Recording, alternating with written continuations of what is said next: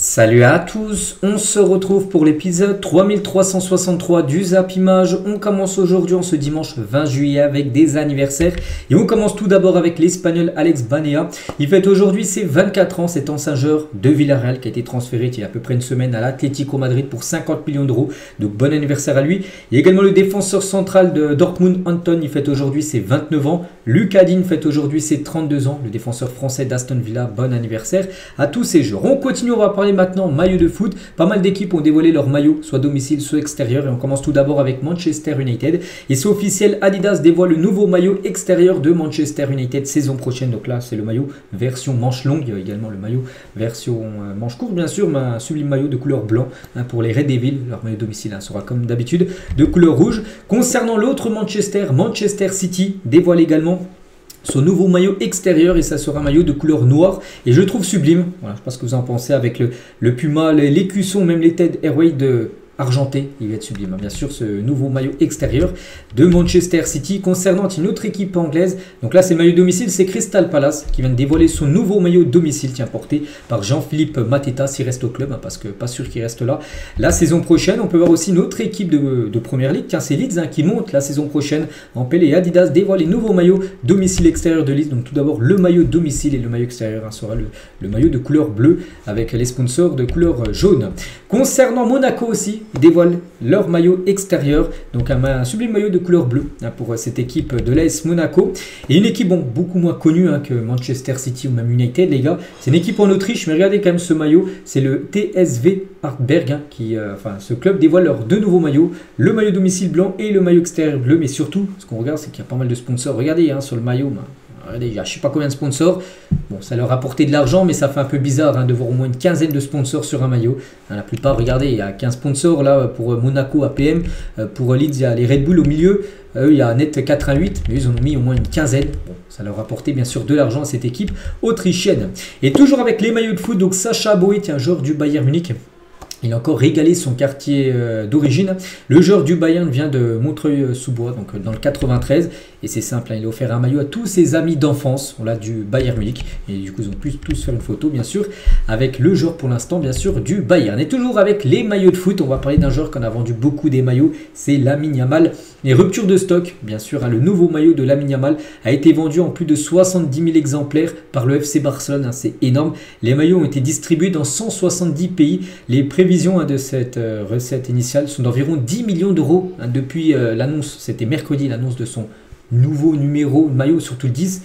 Et voilà, c'est déjà 10 millions d'euros de récupérés par le FC Barcelone par rapport à la vente du maillot. Seulement Lamine Yamal, on ne compte pas les autres joueurs aussi qui rapportent de l'argent. Mais c'est que le maillot de Lamine Yamal est le maillot qui se vend le plus actuellement du côté de Barcelone. Donc voilà, rupture de stock. C'est très compliqué de s'offrir le maillot original, bien sûr, de Lamine Yamal. Et toujours avec lui, Mundo Deportivo, donc c'est un journal espagnol, donc a lancé un grand sondage de leur journal pour savoir si Lamine Yamal est le favori pour remporter le Ballon d'Or. Et il y a plus de 82% de réponses oui, que Lamine Yamal mérite les grands favoris pour remporter le Ballon d'Or. Après, n'oubliez pas que Mundo Deportivo, c'est un journal espagnol et un journal en plus catalan du FC Barcelone. Donc la plupart sont des supporters du Barça et la plupart ont mis oui pour Lamine Yamal, même si pour l'instant, d'après les autres médias, tout ça, ce serait plutôt Ousmane Dembélé le grand favori pour le Ballon d'Or. Et pour finir, avec Lamine, il a dévoilé aussi lors de sa présentation de son nouveau numéro 10, il a aussi dévoilé son 11 All-Star du FC Barcelone. Donc c'est ces joueurs-là. Donc Victor Valdés au but avec Mascherano, Piqué, Puyol en arrière. Donc Ronaldinho, Xavi, Sergio Busquets, Iniesta milieu de terrain et devant Neymar, Suarez, Messi. Voilà, c'est son 11 All-Star du côté du Barça. On continue, on va parler d'un joueur qui est présent dans le 11 bien sûr de Lamine Yamal. En plus c'est son idole, c'est Neymar. Et Neymar, je veux jouer 90 minutes et atteindre mon meilleur niveau. Donc cela prend du temps aussi bien en match qu'à l'entraînement. Mon corps est encore en phase d'adaptation après la blessure. Il y en a eu beaucoup, mais là il y en a eu une récente. Ce n'est pas facile, mais je suis heureux de contribuer en attaque et en défense. Je ne suis pas 100%, mais je progresse. Voilà. Il dit qu'il lui faut encore du temps pour retrouver, peut-être pas sa version prime, parce qu'il ne retrouvera jamais sa version prime qu'il avait à l'époque au PSG, parce qu'il a toujours dit que c'était sa version PSG de 2017 à 2020. Quand il est arrivé à Paris, ces 3 années-là, il dit qu'il a été le plus fort. Il ne retrouvera jamais ce niveau-là. Neymar, mais voilà, de retrouver déjà un certain niveau. Il dit qu'il faudra encore quelques temps, parce qu'il a eu beaucoup de blessures ces derniers temps.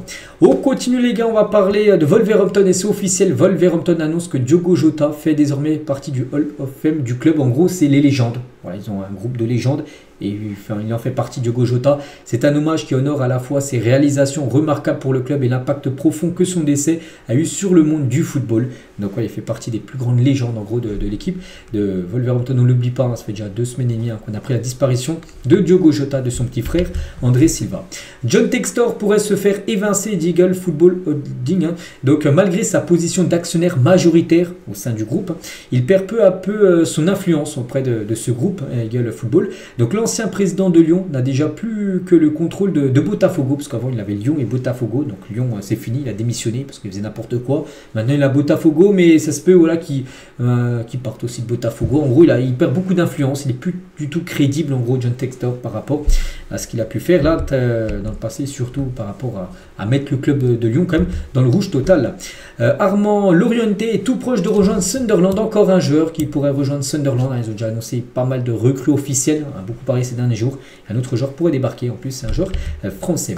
On va parler du Bayern qui peut s'offrir Luis Diaz et Nick Woltemade, donc avec un budget de 150 millions d'euros initialement prévu pour Florian Wirtz. C'est vrai qu'ils avaient prévu une grosse enveloppe d'argent pour Wirtz, du coup Wirtz est allé du côté de Liverpool, donc du coup il reste cette grosse enveloppe d'argent.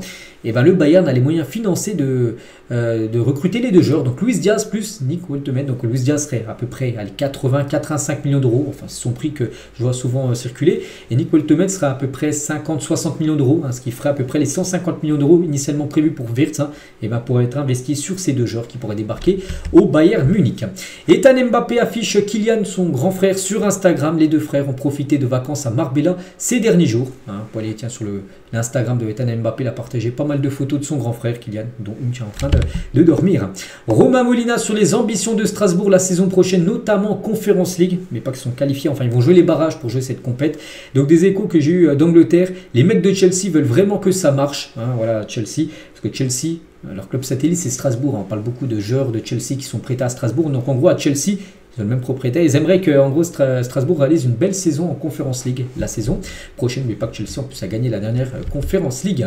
Officiel, Samir Nasri prolonge avec Canal+ jusqu'en 2029. Donc c'est pas un joueur, c'est un ex-joueur, mais il prolonge et il commentera encore il sera encore sur les plateaux là comment dire, pour les matchs de Ligue des Champions. Voilà.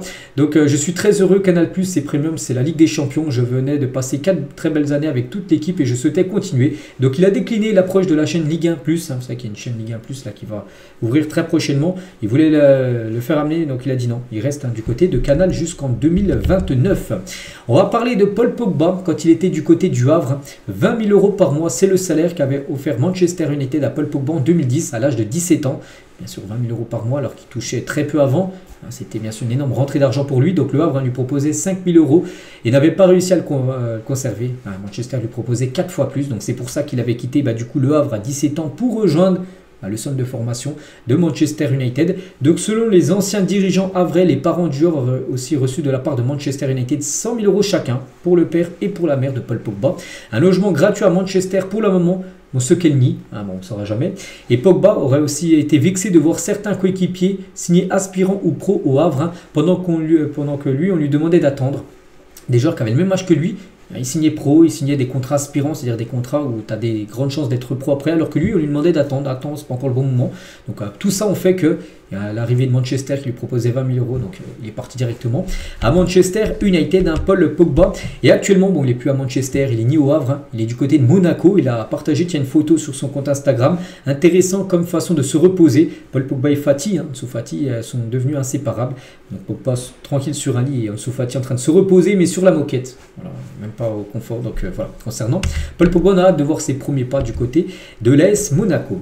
Des tags Arteta dehors ont été faits la nuit dernière sur certaines fresques à Londres. Des supporters d'Arsenal ont semble-t-il été excédés de voir le club dépenser une grosse somme d'argent sur Madueke, qui est devenu un indésirable à Chelsea. Madueke, ce genre, regardez, même Fabrizio Romano le confirme, les gars. Madueke a signé son contrat avec Arsenal, valable jusqu'en 2030, pour un prix de quasiment 60 millions d'euros. Annonce officielle à suivre. Quand je fais la vidéo, c'est pas encore officiel, bon, ça peut l'être à tout moment. Voilà, la signature de ce joueur. Et du coup, du côté des supporters d'Arsenal, ils ne comprennent pas que Arteta valide l'arrivée de Madueke, un indésirable du côté de Chelsea, payé surtout 60 millions d'euros pour un joueur qui est mis de côté à Chelsea, un club rival comme d'Arsenal. Donc c'est pour ça qu'il y a des Arteta en gros dehors, hein, voilà, par rapport à ce choix très surprenant. On continue les gars avec 2-3 déclarations de Isco, ancien joueur du Real. Et Zidane a été le seul entraîneur à Madrid à miser sur moi à mon poste naturel. Donc le magicien Isco rend hommage à Zizou. Donc il a changé le système pour me placer meneur derrière Ronaldo et Karim Benzema. J'étais un électron libre, hein. Je devais jouer dans les espaces que laissaient les autres milieux, donc Toni Kroos, Modric et Casemiro. Ça a très bien fonctionné bien sûr, hein, parce que lui il était... Donc il y avait les 3 derrière, donc Modric, Casemiro et Toni Kroos. Et lui était numéro 10, puis devant il y avait Benzema et Cristiano Ronaldo. Hein, c'était bien sûr l'énorme team du Real qui a gagné 3 Ligues des Champions d'affilée. Il était à chaque fois présent bien sûr, hein, Isco. Donc la première saison complète de Zidane en 2016-2017 a été ma meilleure sur le plan individuel et collectif, à 13 buts et 10 passes D. Voilà. Toujours avec Isco, mes inspirations, donc bien sûr il a dit Zidane, Ronaldinho, Iniesta, Xavi. Leur football était beau, presque magique, on comprend pourquoi. Hein, il est fort au foot. Hein. Et Isco raconte le jour aussi où il a lavé, il a lavé, on peut dire, Marco Verratti lors d'un Espagne-Italie. On menait 2-0 et je marque les 2 buts, voilà, de l'Espagne. J'étais en totale confiance, alors j'ai tenté un canot, donc un petit pont sur Verratti. J'étais très inspiré, donc Verratti il arrive. Il a tenté le petit pont en faisant une petite roulette, hein, et il s'est passé. Je sais que certains coachs détestent qu'on tente ça. Et au milieu de terrain, hein, surtout si tu perds le ballon au milieu de terrain, ben voilà, ça peut être contre-attaque directe. Hein. Mais c'est ce qui m'était venu esthétiquement. Et j'adore ce geste et c'est passé. Et du coup, il a fait un petit pont sur Verratti, les gars, qui était au sol, hein, juste après. Voilà, c'était le prime, on peut dire, de Isco. Et Isco, même si certains disaient que j'avais un profil Barça compatible, hein, vu que c'était un joueur vraiment... On peut jouer au Real, mais c'était un joueur qui avait aussi la façon de jouer du FC Barcelone. En plus, regardez à l'époque, on peut le voir même avec le maillot du Barça. Il a dit à le Real était la bonne décision. Je serai jamais reconnaissant, bien sûr envers le club, hein, du Real Madrid. Tiens, en parlant du Real Madrid et du Barça, remontons à la saison 2014-2015 en Liga BBVA. C'était non, maintenant ça s'appelle la Liga, je sais pas quoi, la Liga. Voilà, avant c'était la Liga BBVA. Et voilà, pour parler juste de Ronaldo et Messi, hein, en saison de Liga. Donc Ronaldo en 35 matchs, hein, sur 38, il avait marqué 48 buts. 48 buts seulement en championnat et 13 passes D. Et Messi, les gars, en 38 matchs, lui, il avait joué toute la saison. 43 buts, 19 passes D. C'était le prime, bien sûr, des deux. Mais rendez-vous compte, hein, 48 et 43 buts. Donc là, quand on sort, je sais pas, tiens, c'est qui? C'est Mbappé, il a fini la saison dernière. Bon, il a fait quand même une grosse saison. Avec le Real, je crois qu'il a fini à 33 ou 34 buts à peu près en Liga. Regardez, hein, ils étaient à 48 et 43, Ronaldo et Léo Messi. Et en parlant de Messi, est-ce que l'un de ces records de Lionel Messi sera un jour battu? Les records, il a placé la barre très haute, hein, par exemple 91 buts sur une année civile. Donc une année, ça veut dire de janvier jusqu'à décembre, il a marqué 91 buts. Est-ce que ce record sera battu dans le futur? Peut-être, il y a bien peut-être un jour, mais bon, ça va être compliqué quand même, 91 buts, hein, il faut avoir un gros rythme de buts par match. 8 ballons d'or, je pense que ce record-là sera très très compliqué à battre. Voilà, je pense peut-être le plus costaud de Léo Messi de ses records. Donc 672 buts pour un seul club, du Barça. Bon, je pense qu'un jour, un joueur arrivera. Il fera toute sa carrière dans le même club, ce jour-là, et il marquera plus de 672 buts, hein, les buts de Messi. Et 193 passes D, donc c'est le meilleur passeur de l'histoire de la Liga. Où je pense aussi que ça peut être battu, bien sûr, dans le futur. Mais pour moi, les ballons d'or, les 8 ballons d'or, ça sera très compliqué, bien sûr, qu'un joueur puisse rien qu'égaler, bien sûr, Léo Messi, parce que 8, il a placé la barre quand même très très haute. On continue les gars, on va parler d'un joueur également qui joue en Liga à l'époque, hein, c'est comment ça veut dire, ça je me souviens même plus de son nom, Diego Costa, voilà, désolé.